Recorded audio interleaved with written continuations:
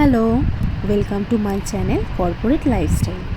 আজকে দেখুন সকাল থেকে কীরকম বৃষ্টিটা লেগেই রয়েছে, কিন্তু বৃষ্টির জন্য কাজ তো থেমে থাকে না, তাই না? তো যথারীতি সকালবেলা বৃষ্টি মাথায় নিয়েই বেরাতে হয়েছিল।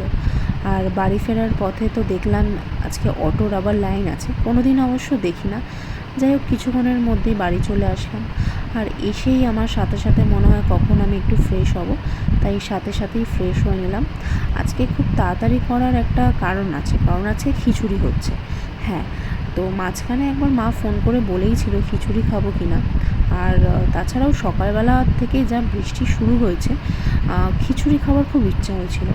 দেখুন, বৃষ্টি হলেই বৃষ্টি দেখলেই সাধারণত আমাদের মনে হয় যে একটুখানি খিচুড়ি খাবো ডিম ভাজা দিয়ে।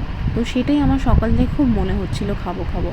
আর রাত্রিবেলা এসে যে দেখি যখন মা সত্যি করছে, তখন তো বলা বাহুল্য আমার মনে হচ্ছে কখন খাবো। তো তাড়াতাড়ি ফ্রেশ হয়ে মাকে বললাম যে খিচুড়ি দাও। আর আমার না এই খিচুড়ি একটু পাতলাটা খেতেই ভালো লাগে। আবার অনেকের দেখি একটু শক্ত না হলে ভালো লাগে না, কিন্তু আমার জানি না কেন এই পাতলা ভাল লাগে। আর এরকম এই খিচুড়িগুলো যখন ওই পুজোর যখন ওই প্রসাদের মতো দেয় না, তখনও বেশ একটা আলাদা টেস্ট থাকে। সেটা কিন্তু বেশি পাতলা হয় না, একটু শক্ত থাকে, কিন্তু আমার ঘরের খিচুড়িটা একটু পাতলাই ভালো লাগে।